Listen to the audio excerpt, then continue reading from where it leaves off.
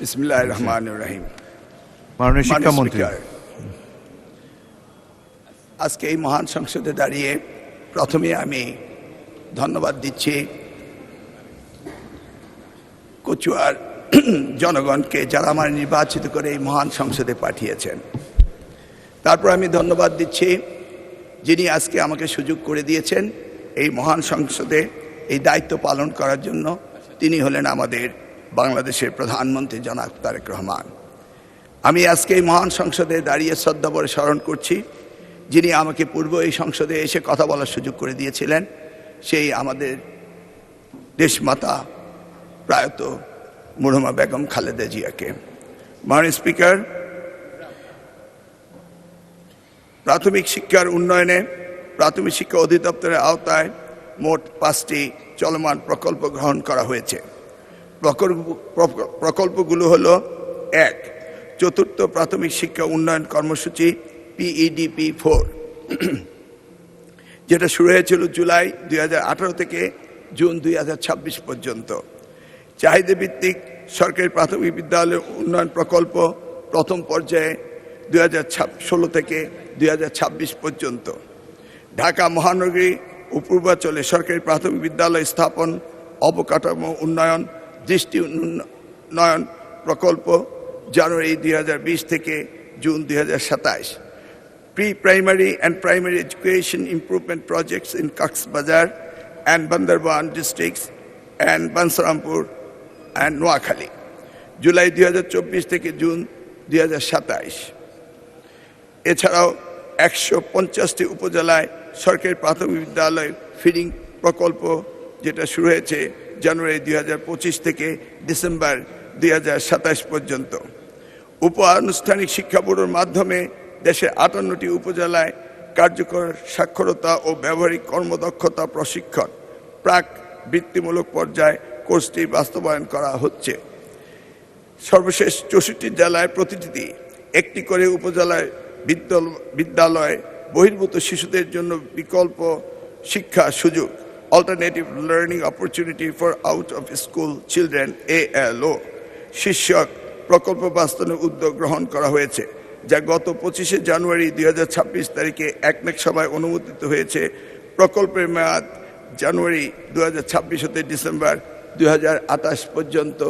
মাননীয় সংসদ সদস্যকে এই প্রশ্নের জন্য ধন্যবাদ। ধন্যবাদ মাননীয় মন্ত্রী। মাননীয় সদস্য SM জাহাঙ্গীর হোসেন একটি প্রশ্ন করতে পারেন। মাননীয় স্পিকার, আপনাকে ধন্যবাদ। মাননীয় স্পিকার, আপনার মাধ্যমে আমি মাননীয় মন্ত্রীকে প্রশ্ন করতে চাই।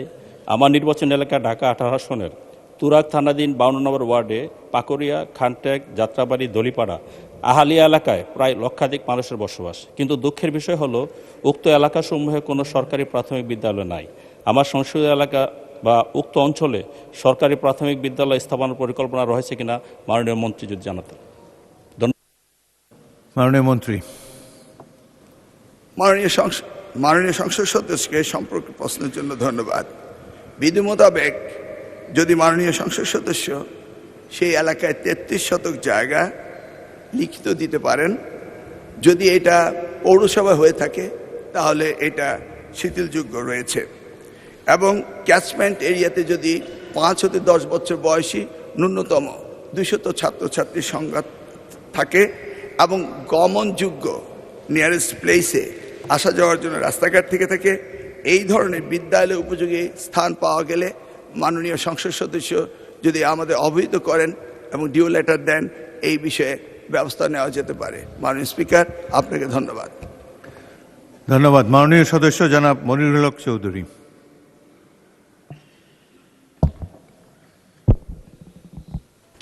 মাননীয় স্পিকার, আপনাকে ধন্যবাদ, অভিনন্দন। সুযোগ পেলে অভিনন্দনের সময় কথা বলবো। এই প্রশ্নটি অত্যাধিক গুরুত্বপূর্ণ, সেই কারণেই সম্পূরক প্রশ্নে দাঁড়িয়েছি। মাননীয় মন্ত্রী মহোদয়কে অভিনন্দন, আমাদের প্রধানমন্ত্রী জনাব তারেক রহমানকে অভিনন্দন এই জন্যই একজন মার্জিত সুশিক্ষিত শিক্ষামন্ত্রী দিয়েছেন। মাননীয় স্পিকার, বিগত দিনে বিশেষ করে গত 15-17 বছরে দেশের সব কিছুই ধ্বংস হয়ে গেছে। সবচেয়ে দগ্ধ হয়েছে শিক্ষা ব্যবস্থা। শিক্ষা বলতে কুশিক্ষায় পরিণত হয়েছে। প্রাতিষ্ঠানিক দিক থেকে একথা আমি স্বীকার করব, প্রাথমিক শিক্ষা উন্নয়নের জন্য প্রতি গ্রামে সুন্দর সুন্দর স্কুল হয়েছে, যেটাতে একটা কলেজ চলতে পারে। এলজিডি এই ক্ষেত্রে সফল হয়েছে, কিন্তু শিক্ষা ব্যবস্থা উদয় হয়ে গেছে। মাননীয় স্পিকার, উদয় হয়ে গেছে। সকালে আমি উঠি, আমি মনে মনে বলি সারাদিন আমি যেন ভালো হয়ে চলি।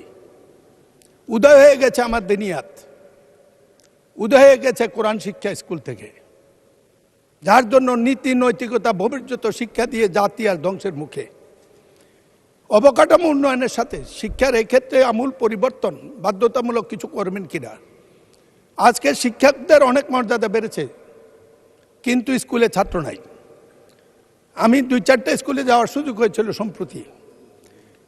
একটা স্কুলে যে দেখি শিক্ষক 13 জন, মাননীয় সদস্য, ছাত্র আছেন 2 জন। মাননীয় শেষ, ছাত্র আছেন 13 জন, সরাসরি প্রশ্ন করুন। শিক্ষক আছে 13 জন। এই অবস্থা থেকে নীতিগতভাবে পরিবর্তন করার ব্যাপারে উদ্যোগ না নিলে এই শিক্ষা নেই। আমি আবারও বলবো, সরাসরি জানতে চাই দিনিয়াত, কোরআন, মুক্তিযুদ্ধের ইতিহাস, জুলাই যুদ্ধের ইতিহাস বাধ্যতামূলক করে কোন শিক্ষানীতি প্রবর্তন অবিলম্বে করবেন কিনা, এটাই প্রশ্ন। মাননীয় মন্ত্রী, প্রশ্নটি ছিল জাহাঙ্গীর হোসেন কর্তৃক তার ঢাকা এলাকাতে ভোকেশনাল ইনস্টিটিউট স্থাপন করবে কিনা। এটা অ্যাকচুয়ালি একটা সম্পূরক প্রশ্ন নয়, তবুও যেহেতু প্রথম দিন আপনি ইচ্ছা করলে উত্তর দিতে পারেন। না, ধন্যবাদ মাননীয় স্পিকার। এখন ওই প্রাইমারি এডুকেশন সম্পর্কে প্রশ্ন চলছে, টেকনিক্যাল এডুকেশনের প্রশ্নটি এর পরে রয়েছে। মাননীয় স্পিকার, আমি ধন্যবাদ জানাই মাননীয় সংসদ সদস্যকে। আপনারা সকলে এবং বিশেষ করে আপনি অবগত রয়েছেন, বিগত সময়ে দেশমাতা বেগম খালেদা জিয়ার সময়ে প্রাথমিক শিক্ষাকে সবচেয়ে বেশি গুরুত্ব দেওয়া হয়েছিল। আমি অত্যন্ত গর্বিত ছিলাম যে এই বিষয়টিকে সবচেয়ে বেশি গুরুত্ব দিয়েছিলেন সাবেক প্রধানমন্ত্রী বেগম খালেদা জিয়া। একই বিষয়ে নবনির্বাচিত প্রধানমন্ত্রী তিনি শিক্ষাকে সবচেয়ে বেশি গুরুত্ব দিয়েছেন। ইতিমধ্যেই প্রাথমিক শিক্ষাকে সবচেয়ে অধিক গুরুত্ব দিয়ে সেই শিক্ষা ব্যবস্থার ব্যাপক পরিবর্তনের জন্য ইতিমধ্যেই 180 দিনের প্রোগ্রামের অন্তর্ভুক্তি করার নির্দেশিকা আমরা পেয়েছি। মাননীয় সংসদ সদস্য নৈতিক শিক্ষা, ধর্মীয় অনুভূতিকে সবচেয়ে বেশি গুরুত্ব দিয়েছেন, যেটা ইতিমধ্যেই অবলুপ্ত হয়ে গিয়েছে এবং আমাদের সমাজে দিন দিন অন্যায় বেড়েই যাচ্ছে। সেই জন্য আমাদের মন্ত্রণালয় থেকে ইতিমধ্যেই 9000 ধর্মীয় শিক্ষক নিয়োগের একটি বিষয় বিবেচনা করার রয়েছে। তবে প্রসঙ্গ রয়েছে কওমি শিক্ষার্থীদের সার্টিফিকেট এবং সেই জায়গায় তারা কারিয়ানা শিক্ষক। অপরদিকে মাদ্রাসা শিক্ষা ব্যবস্থায় কারিয়ানা সাবজেক্টটি নেই বিধায় আমরা এই বিষয়ে একটি জটিলতা হচ্ছে। তা আমরা আশা করছি অতি শীঘ্রই আমরা এই সার্টিফিকেটের বিষয়গুলো সমাধান করে কারিয়ানা যারা পাস করেছেন তাদেরকে আমরা এই 9000 ধর্মীয় শিক্ষক অর্থাৎ ইসলামী শিক্ষকের ব্যবস্থা করা হবে বলে আমরা সিদ্ধান্ত নিচ্ছি। ইতিমধ্যে আমরা ধর্মীয় শিক্ষা বলতে শুধু ইসলামিক শিক্ষা সেটা নয়, সব ধর্মেরই অনুভূতিকে আমরা প্রাধান্য দিয়ে আমরা কাজ এগিয়ে নিয়ে যাচ্ছি। মাননীয় সংসদ সদস্যকে অশেষ ধন্যবাদ। ধন্যবাদ মাননীয় মন্ত্রী। জনাব হাসনাত আবদুল্লাহ কুমিল্লা সরাসরি প্রশ্ন করবেন, ব্যাখ্যার প্রয়োজন নেই। আসসালামু আলাইকুম। যেহেতু শিক্ষা নিয়ে কথা হচ্ছে, আমাদের বর্তমানে মাননীয় স্পিকার, আমরা যদি বর্তমান শিক্ষা ব্যবস্থা দেখি, আমাদের এন্ট্রান্স ইনস্টিটিউশনগুলোতে বিশেষ করে প্রাথমিক শিক্ষায় আমরা দেখছি যে ভর্তি প্রক্রিয়াতে আমাদের এখন 2টা পদ্ধতি প্রচলিত ছিল। এডমিশন বাই মেরিট আগে প্রচলিত ছিল, এখন সেটা কনভার্ট হয়েছে এডমিশন বাই লটারির মাধ্যমে হচ্ছে এখানে বাচ্চাদেরকে ভর্তি করা হয়। ফলত যেটা হয়েছে, ফিডার ইনস্টিটিউশনগুলোর শিক্ষার মান অনেক কমে গিয়েছে, যার ফলে টার্সিয়ারি এডুকেশনে আমরা হচ্ছে কোয়ালিটি সম্পন্ন ছাত্র আমরা হচ্ছে বিশ্ববিদ্যালয়গুলোতে আমরা পাঠাতে পারি না। এখন মাননীয় মন্ত্রী মহোদয়ের কাছে আমার প্রশ্ন থাকবে, এই যে প্রাইমারি স্কুলে বাচ্চাদেরকে ভর্তি করানোর ক্ষেত্রে আমরা কি ভর্তি প্রক্রিয়াটা আমরা পরিবর্তন করব কিনা, নাকি এই যে এডমিশন বাই লটারির মাধ্যমে আমরা নিব এবং মেরিটকে আমরা হচ্ছে সবসময় হচ্ছে দমায় রাখবো, নাম্বার 1। আর নাম্বার 2 হচ্ছে আমাদের বর্তমান শিক্ষা পদ্ধতিতে আমরা যদি দেখি, আমরা যারা পয়সা দিয়ে কিনতে পারে তারা হচ্ছে এখন ইংরেজি মাধ্যমটা কিনছে। যারা পয়সা দিয়ে ইংরেজি মাধ্যম কিনতে পারে না তারাই কেবল আপনি যেই শিক্ষা পদ্ধতি আমাদের জন্য জনজীবনের জন্য আপনি চালু করেছেন সেটা আমরা কিনছি। আর যারা সেটাও কিনতে পারে না তারা হচ্ছে মাদ্রাসা শিক্ষা পদ্ধতি কিনছে। আপনার কাছে প্রশ্ন যে আমাদের বর্তমানে একটা দেশে এই তিনটা শিক্ষা পদ্ধতি যেটা অর্থনৈতিক অবস্থার উপরে নির্ভর করে চলে, এই তিনটা শিক্ষা পদ্ধতি জিয়ে রেখে আপনার কি মনে হয় যে আপনি একটা ইনক্লুসিভ শিক্ষা পদ্ধতি নিয়ে আমাদের দেশটাকে আগায় নিতে পারবেন? ধন্যবাদ।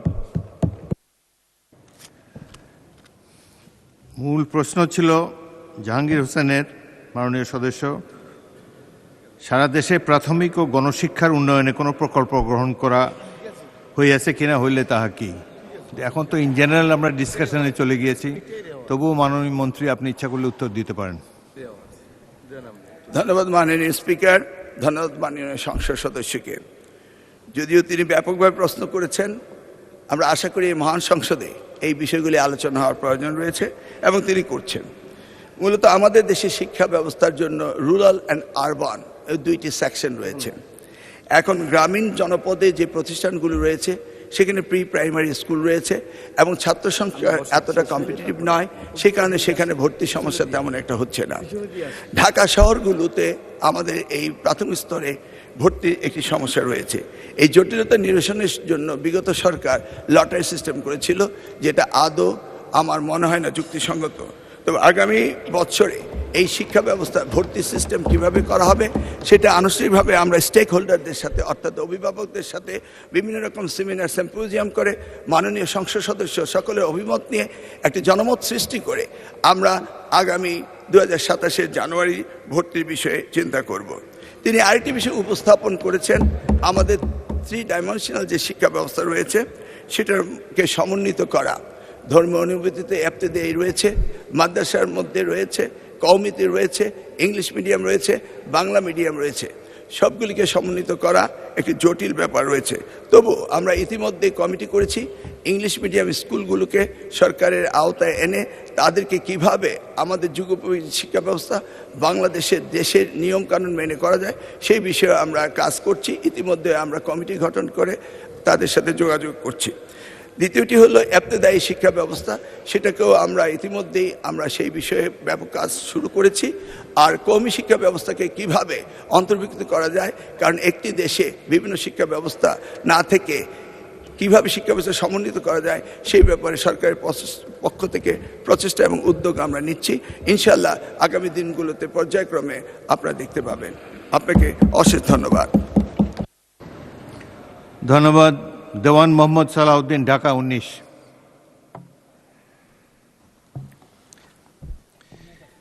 বিসমিল্লাহির রহমানির রহিম। প্রথমে আমি 192 ঢাকা 19 সাবা আশুলিয়া ভোটারদের ধন্যবাদ জানাতে চাই, যারা আমাকে তৃতীয়বারের মতো এই সংসদে কথা বলার জন্য পাঠিয়েছেন। আমি মাননীয় প্রধানমন্ত্রীকে ধন্যবাদ জানাতে চাই যে একজন মাননীয় সংসদ সদস্য, সুযোগ্য সংসদ সদস্য, যার নেতৃত্বে 2001 থেকে 6 সাল পর্যন্ত নকলমুক্ত পরীক্ষা ব্যবস্থা যিনি বাস্তবায়ন করেছেন। মাননীয় মন্ত্রী মহোদয়ের কাছে আমি প্রশ্ন করতে চাই, সরকারি প্রাথমিক শিক্ষা প্রতিষ্ঠানে যারা চাকরি করছেন, একটা নিয়ম আছে যে যখন শূন্য পদ হয়, কে রিটায়ারমেন্টে যায়, তখন ওই এলাকায় যারা বাসিন্দা, যাদের ঠিকানা আছে, যারা চাকরি করার সময় ওই এলাকার ঠিকানা দিয়েছে, ওই এলাকা ভোটার, তাদেরকে সেখানে পদায়ন করার জন্য, বদলি করার জন্য একটা করা হয় এবং বাইরের থেকে 10%-এর বেশি শিক্ষক সেখানে আসতে পারবেন না। কিন্তু আমি দুঃখের সাথে জানাচ্ছি, আমি এই এলাকার সংসদ সদস্য হিসাবে যে এই মুহূর্তে প্রায় 40% শিক্ষক যখনই খালি হচ্ছে, বাইরের থেকে শিক্ষক এখানে পদায়ন হচ্ছেন, চাকরি করছেন। এটা দীর্ঘদিন ধরে একটি সমস্যা। এর আগে হাইকোর্টে রিট করে এটা বন্ধ করা হয়েছিল। এটি একটি জনগণের ভোটে নির্বাচিত সরকার 2/3 মেজরিটি নিয়ে আসছে, আমরা নির্বাচিত হয়েছে। আমরা চাই না যেন এটা হাইকোর্টে না যেতে হয়। নিয়ম আছে মাননীয় মন্ত্রী মহোদয়, সাভারের শিক্ষকদের দুঃখ দুর্ভোগ করার জন্য আপনি উদ্যোগ নেবেন কিনা, যাতে সাভারের বাসিন্দা যাতে এখানে পদ খালি হলে যারা এখানে চাকরি করেন অন্য জায়গায়, তারা যখন এখানে বদলি হয়ে আসতে পারেন। মাননীয় মন্ত্রী মহোদয় যদি একটু বলতেন। মাননীয় স্পিকার, আপনাকে ধন্যবাদ। মাননীয় মন্ত্রী। মাননীয় স্পিকার, মাননীয় সংসদ সদস্যকে অশেষ ধন্যবাদ। তিনি আসলে একটি গুরুত্বপূর্ণ বিষয় অ্যাড্রেস করেছেন। প্রথমত, বিগত দিনগুলোতে প্রাথমিক শিক্ষায় শিক্ষকদেরকে এলাকার বাইরে যাওয়ার কোনো নিয়ম ছিল না। পরবর্তীতে বিগত সরকার এই সিস্টেমটিকে কম্পিউটারাইজ করেছেন এবং কম্পিউটারাইজ ইনস্ট্রাকশন অনুযায়ী এই ট্রান্সফারগুলো হতো। যেহেতু সাভার ঢাকারই একটি অংশ, সেই কারণে সারা বাংলাদেশ থেকে সুযোগ পেলেই তারা চায় যে ঢাকা শহর বা জেলা শহরগুলিতে যাওয়ার জন্য। এই কম্পিউটারে অ্যাপসে যে পদ্ধতিগুলি রয়েছে সেখানে কিছু সংরক্ষণ পদ্ধতি আমাদের যুক্ত করতে হবে।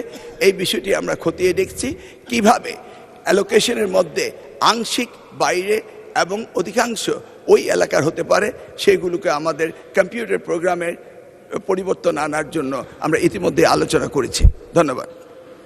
ধন্যবাদ মাননীয় মন্ত্রী। পরবর্তী প্রশ্ন, তারকা চিহ্নিত প্রশ্ন 4, মাননীয় সদস্য জনাব আবুল কালাম সিদ্দিকী, টাঙ্গাইল 7।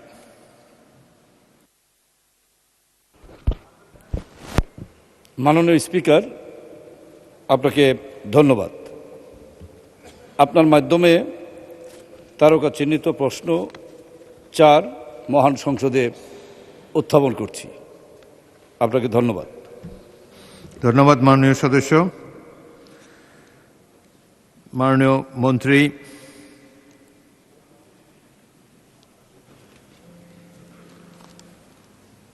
মাননীয় স্পিকার, তারকা চিহ্নিত প্রশ্ন 4-এর উত্তরে বর্তমানে টাঙ্গাইল জেলা মির্জাপুর উপজেলায় এমপিওবিহীন শিক্ষা প্রতিষ্ঠানের সংখ্যা 5টি, 4টি স্কুল ও 1টি কলেজ। সরকার কর্তৃক পর্যায়ক্রমে এমপিওবিহীন শিক্ষা প্রতিষ্ঠানসমূহকে এমপিওভুক্তকরণের কার্যক্রম চলমান রয়েছে। উল্লেখযোগ্য যে বিগত অন্তর্বর্তীকালীন সরকারের সময় বেসরকারি শিক্ষা প্রতিষ্ঠান, স্কুল ও কলেজে জনবল কাঠামো ও এমপিও নীতিমালা 2025 এর আলোকে 25-26 অর্থ বছরে বেসরকারি শিক্ষা প্রতিষ্ঠান এমপিওভুক্তকরণের লক্ষ্যে এমপিও প্রত্যাশী বিভিন্ন শিক্ষা প্রতিষ্ঠান হতে আবেদন আহ্বান করা হয়েছিল এবং নির্ধারিত তথ্যের মাধ্যমে 14/1/2026 থেকে 25/1/2026 তারিখ পর্যন্ত অনলাইনে 3615টি শিক্ষা প্রতিষ্ঠানের আবেদন দাখিল করে। বর্তমান সরকারের নীতিগত সিদ্ধান্ত হলে ইতিমধ্যে প্রাপ্ত আবেদনের পাশাপাশি নতুন করে এমপিওভুক্তের আবেদন গ্রহণ করা হবে। আগামী অর্থ বছর 26-27 থেকে প্রয়োজনীয় বাজেট বরাদ্দ প্রাপ্তি সাপেক্ষে নতুন পুরাতন সহ প্রাপ্ত সকল আবেদন পুনরায় পরীক্ষা নিরীক্ষা করে এমপিও নীতিমালা অনুযায়ী যোগ্যতার ভিত্তিতে এমপিওকরণের প্রয়োজনীয় ব্যবস্থা গ্রহণ করা হবে। আপনার নির্বাচনে আসনভুক্ত টাঙ্গাইল জেলার মির্জাপুর উপজেলা হতে আবেদনকারী শিক্ষা প্রতিষ্ঠানগুলো এমপিওভুক্তির যোগ্যতা পূরণ করলে এই বিষয়ে আপনিও নিশ্চয়ই সুখবর পাবেন বলে আশা করছি। আপনাকে ধন্যবাদ। ধন্যবাদ মাননীয় মন্ত্রী। মাননীয় সদস্য জনাব আবুল কালাম সিদ্দিকী একটি সম্পূরক প্রশ্ন করতে পারেন। আমার নাম আবুল কালাম আজাদ সিদ্দিকী। মাননীয় সদস্য জনাব আবুল কালাম আজাদ সিদ্দিকী, সরি। যে আমি সম্পূরক প্রশ্নে মাননীয় শিক্ষামন্ত্রী মহোদয়কে প্রশ্ন রাখতে চাই এবং আমি জানতে চাই যে আমার নির্বাচনী এলাকা টাঙ্গাইল 7 মির্জাপুর, 1টি কলেজ এবং 4টি শিক্ষা প্রতিষ্ঠান এমপিভুক্ত বাকি রয়েছে। এই শিক্ষা প্রতিষ্ঠানগুলো এমপিভুক্ত কবে নাগাদ হতে পারে এই বিষয়টি আপনি দয়া করে বলবেন, এবং মাধ্যমিক শিক্ষা প্রতিষ্ঠান যেগুলো রয়েছে সেগুলোকে উচ্চ মাধ্যমিক শিক্ষা প্রতিষ্ঠানে তালিকায় অন্তর্ভুক্ত করার জন্য যাতে আপনার তরফ থেকে নির্দেশনা আসে এটা আমি জানতে চাই। সেই সঙ্গে আমার নির্বাচনী এলাকা টাঙ্গাইল 7 মির্জাপুরের জনগণকে আমি আন্তরিকভাবে ধন্যবাদ জানাই, অভিনন্দন জানাই যে 3বারের মতো সংসদ সদস্য নির্বাচিত করে মহান সংসদে আমাকে পাঠিয়েছে। সেই মির্জাপুরের জনগণের জন্য, মির্জাপুরের শিক্ষা প্রতিষ্ঠানের জন্য আপনার শিক্ষা প্রতিষ্ঠান থেকে যাতে গুরুত্বপূর্ণ বিষয়গুলো গুরুত্ব সহকারে বিবেচনা করে উন্নয়নমূলক কর্মকাণ্ডে অন্তর্ভুক্ত করা হয়। আপনাকে ধন্যবাদ। মাননীয় মন্ত্রী, শিক্ষামন্ত্রী। মাননীয় সংসদ সদস্য, আপনাকে অশেষ ধন্যবাদ। আপনার প্রথম প্রশ্ন, সেটি আপনি আবারও যখন আমরা মন্ত্রণালয় থেকে নীতিমালা করে ঘোষণা দিব কামিং ফিজিক্যাল ইয়ারে, আমরা তখন এটা সুবিবেচনায় নেব সেই আশা করছি। পাশাপাশি আপনি উচ্চ মাধ্যমিকের কথা বলেছেন। ইতিমধ্যেই আমাদের মাননীয় প্রধানমন্ত্রী থেকে ঘোষিত শিক্ষার বিষয়ে কারিগরি শিক্ষাকে প্রাধান্য দেওয়া হয়েছে। কর্মসংস্থান এবং বিশ্বে মানব সম্পদ তৈরির জন্য ওনার যে প্রয়াস রয়েছেন সেই ব্যাপারে সহযোগিতা করার জন্য আমি মাননীয় সংসদ সদস্যকে অনুরোধ করব তিনি যেন এই বিষয়ে দৃষ্টি রেখে ওনার উচ্চতর শিক্ষার ব্যবস্থা করেন। ধন্যবাদ মাননীয় স্পিকার। ধন্যবাদ। আব্দুল হান্নান মাসুদ, নোয়াখালী 6, প্রশ্ন করতে পারেন।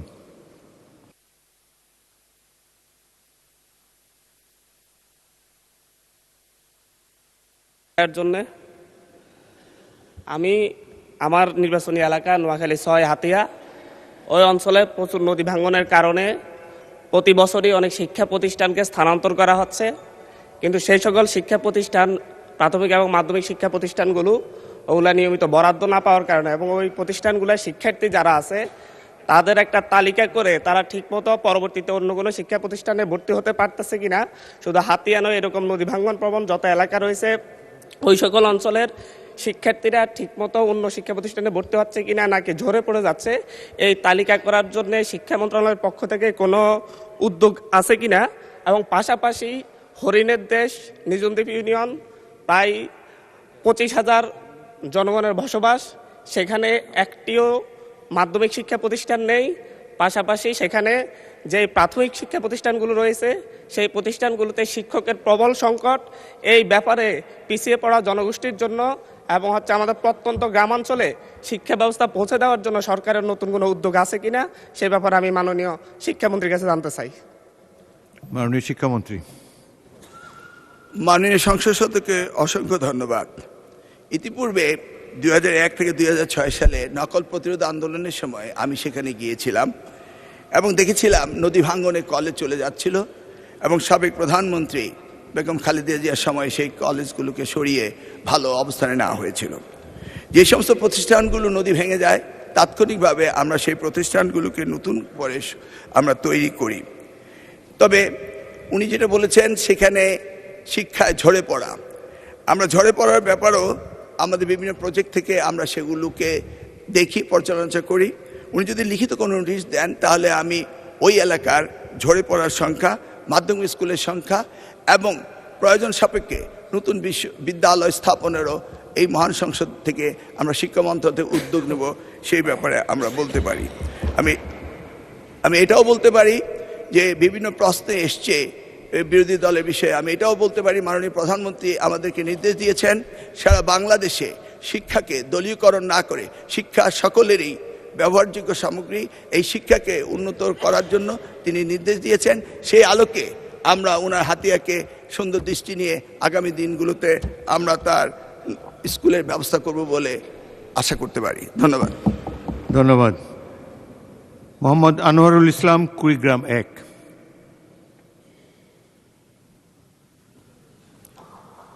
মাননীয় স্পিকার, আপনাকে ধন্যবাদ। সেই সাথে আমার নির্বাচনী এলাকা 25 কুড়িগ্রাম 1 আসনের সর্বস্তরের জনসাধারণকে জানাই আন্তরিক ধন্যবাদ ও শুভেচ্ছা। আমার মাননীয় শিক্ষামন্ত্রীর কাছে প্রশ্ন, আমাদের মাননীয় সাবেক প্রধানমন্ত্রী বেগম খালেদা জিয়া জাতীয় বিশ্ববিদ্যালয় প্রতিষ্ঠা করেছেন এবং পরবর্তীতে বেসরকারি কলেজগুলোতে অনার্স খোলার জন্য এবং মাস্টার্স খোলার জন্য অনুমতি দেওয়া হয়েছে, কিন্তু দীর্ঘদিন থেকে তারা এখন পর্যন্ত এমপিওভুক্ত হচ্ছে না ওই শিক্ষকগুলো। যদিও বিশ্ববিদ্যালয় এবং মাধ্যমিক উচ্চ শিক্ষা অধিদপ্তরের নিয়ম অনুযায়ী তাদেরকে নিয়োগ দেওয়া হয়েছে। ইতিমধ্যেই এই অন্তর্বর্তীকালীন সরকারের সময়ে নীতিগত সিদ্ধান্ত হয়েছে। আমি মাননীয় মন্ত্রীর কাছে জানতে চাই যে আমার এই অনার্স এবং মাস্টার্সের শিক্ষকদের এমপিওভুক্ত করার ব্যাপারে আপনার কি পদক্ষেপ রয়েছে আমি জানতে চাই। ধন্যবাদ। মাননীয় মন্ত্রী। মাননীয় স্পিকার, আপনার মাধ্যমে মাননীয় সংসদ সদস্যকে অশেষ ধন্যবাদ। এমপিওভুক্তের আমাদের নীতিমালা রয়েছে, সেই নীতিমালা অনুযায়ী উনি আবেদন করলে অবশ্যই তিনি এই বিষয়ে সমাধান পাবেন।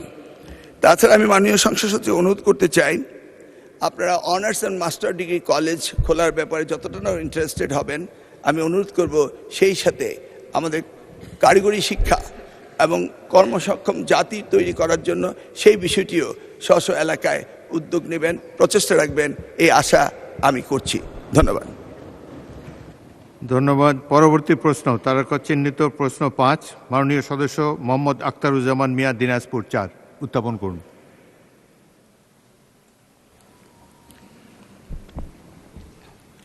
বিসমিল্লাহির রহমানির রহিম। মাননীয় স্পিকার, মহান জাতীয় সংসদের স্পিকার নির্বাচিত হওয়ার জন্য আপনাকে ধন্যবাদ জানাই। আমি ধন্যবাদ জানাই আমার প্রিয় নেতা গণপ্রজাতন্ত্রী বাংলাদেশ সরকারের মাননীয় প্রধানমন্ত্রী জনাব তারেক রহমানকে, যিনি আজকে আমাকে সংসদ সদস্য এবং পরিশেষে হুইপ নির্বাচিত করেছেন, মনোনীত করেছেন। আমি তাকে অন্তরের অন্তঃস্থল থেকে আন্তরিক ধন্যবাদ জানাই। আমি ধন্যবাদ জানাই আমার নির্বাচনী এলাকার ভোটারদেরকে, আমার ভাই বোনদেরকে, যারা শত প্রতিকূলতার মাঝেও আমাকে নির্বাচিত করেছেন। এই জন্য আমার নির্বাচনী এলাকা খানসামা চিরবন্দরের প্রত্যেকটা মানুষকে আমি আন্তরিক ধন্যবাদ জানাই। মাননীয় স্পিকার, আমার তারকা চিহ্নিত প্রশ্ন 5, মাননীয় শিক্ষামন্ত্রী মহোদয়ের নিকট। মাননীয় শিক্ষামন্ত্রী মহোদয় অনুগ্রহ করিয়া বলিবেন কি, বর্তমানে দিনাজপুর জেলার চিরিবন্দর ও খানসামা উপজেলায় এমপিভুক্ত এবং এমপিওবিহীন শিক্ষা প্রতিষ্ঠানের সংখ্যা কত? উক্ত এমপিওবিহীন শিক্ষা প্রতিষ্ঠান এমপিওভুক্ত করা হইবে কিনা, হইলে তাহা কি? ধন্যবাদ। মাননীয় মন্ত্রী। মাননীয় স্পিকার, মাননীয় সংসদ সদস্যকে অশেষ ধন্যবাদ। আমি ইতিপূর্বেই চিরিবন্দর খানসামা উপজেলায় একাধিকবার সফর করেছি এবং উনি শিক্ষা ব্যবস্থার জন্য অসীম গুরুত্ব রাখেন, এই বিষয়ে আমি ওয়াকিবহাল রয়েছি। বর্তমানে দিনাজপুর জেলা চিরিবন্দর উপজেলায় এমপিওভুক্ত শিক্ষা প্রতিষ্ঠানের সংখ্যা 92টি। বর্তমানে দিনাজপুর জেলা চিরিবন্দর উপজেলায় এমপিওবিহীন শিক্ষা প্রতিষ্ঠানের সংখ্যা 6টি। বর্তমানে দিনাজপুর জেলার খানসামা উপজেলায়, যেটি উনার আরেকটি নির্বাচনী এলাকায়, এমপিভুক্ত শিক্ষা প্রতিষ্ঠানের সংখ্যা 70টি এবং খানসামা উপজেলায় এমপিওবিহীন শিক্ষা প্রতিষ্ঠানের সংখ্যা 10টি, সর্বমোট 16টি এমপিওবিহীন। সরকার কর্তৃক পর্যায়ক্রমে এমপিওবিহীন শিক্ষা প্রতিষ্ঠানসমূহকে এমপিভুক্তকরণের চলমান কার্যক্রম রয়েছে। উল্লেখযোগ্য যেটা আমি আগেও বলেছি, অন্তর্বর্তীকালীন সময়ে সরকার 2025-26 যে আবেদন নিয়েছিল, 14/1/2026 থেকে 25/1/2026 পর্যন্ত 3615টি শিক্ষা প্রতিষ্ঠানে আবেদন দাখিল করা হয়েছিল। বর্তমানে নতুন সরকার, আমরা নতুনভাবে অ্যাপ্লিকেশন নেব এবং বিগত অ্যাপ্লিকেশনগুলোকে নিয়ে আমরা পর্যালোচনা সাপেক্ষে, অর্থ অনুমোদন সাপেক্ষে আমরা আগামী দিনে ব্যবস্থা নিব বলে আশা রাখছি। ধন্যবাদ মাননীয় স্পিকার, আপনার মাধ্যমে মাননীয় সংসদ সদস্যকে। মাননীয় সদস্য আখতারুজ্জামান মিয়া একটি প্রশ্ন উত্থাপন করতে পারেন, সম্পূরক প্রশ্ন। মাননীয় স্পিকার, আপনাকে ধন্যবাদ। আমি মাননীয় মন্ত্রী মহোদয় নিকটে বলতে চাই সেটা হচ্ছে যে আমাদের যে ব্যবস্থাপনা পরিষদ আছে স্কুল, মাধ্যমিক এবং উচ্চ মাধ্যমিক পর্যায়ে, এই ব্যবস্থাপনা পরিষদ সম্পর্কে নতুন কোনো চিন্তাভাবনা আছে কিনা? এবং দ্বিতীয় প্রশ্ন আরেকটি করতে চাই সম্পূরক, সেটা হচ্ছে অনেক ইন্টারমিডিয়েট কলেজে ডিগ্রি খোলা হয়েছে, কিন্তু সেইখানকার ওই সমস্ত প্রতিষ্ঠানের প্রভাষকরা কিন্তু এখন পর্যন্ত কোনো বেতন ভাতা বা তাদের এমপিভুক্ত করা হয়নি, যার জন্য লেখাপড়ার মান দিন দিন নিচের দিকে চলে যাচ্ছে। এ ব্যাপারে কোনো প্রয়োজনীয় ব্যবস্থা নেবেন কিনা মন্ত্রী মহোদয়ের কাছে জানতে চাই। মাননীয় স্পিকার, আপনাকে ধন্যবাদ। মাননীয় মন্ত্রী। মাননীয় স্পিকার, আপনাকে অশেষ ধন্যবাদ। ওনার প্রথম প্রশ্নে ম্যানেজমেন্ট কমিটি সম্পর্কে আমরা মন্ত্রণা পর্যায়ে ব্যাপক আলোচনা করেছি এবং সেই আলোচনাগুলি পরবর্তীতে আমরা মাননীয় প্রধানমন্ত্রী এবং স্টেক হোল্ডার সকলের সাথে আলোচনা করে আমরা শিক্ষাকে গুরুত্ব দিয়ে অধিকতর শিক্ষিত এবং শিক্ষা অনুরাগীদেরকে এই ম্যানেজমেন্ট কমিটিতে রাখার জন্য আমরা সিদ্ধান্ত নিতে যাচ্ছি। সেটা আলোচনা সাপেক্ষে কিছুদিনের মধ্যে ঘোষণা করা হবে। ওনার এলাকায় যে স্কুল কলেজের প্রতিষ্ঠান রয়েছেন, এমপিও যেগুলি বাকি রয়েছে, সেগুলিকে আশা করছি আগামী দিনে আমরা অ্যাড্রেস করব। ইতিমধ্যে আমি মাননীয় সংসদ সচিবকে অনুরোধ করব, ওনার ব্যাপক প্রতিষ্ঠান রয়েছে সেগুলিতে যেন তিনি পর্যায়ক্রমে এসএসসি এবং এইচএসসি ভোকেশনাল এবং কারিগরি শিক্ষার দিকে তিনি আস্তে আস্তে ধাপে ধাপে অগ্রসর হন। সেটি হচ্ছে আমাদের প্রধানমন্ত্রীর প্রত্যাশা। এই বলে ধন্যবাদ দিয়ে শেষ করছি। মাননীয় স্পিকার, আপনাকে ধন্যবাদ।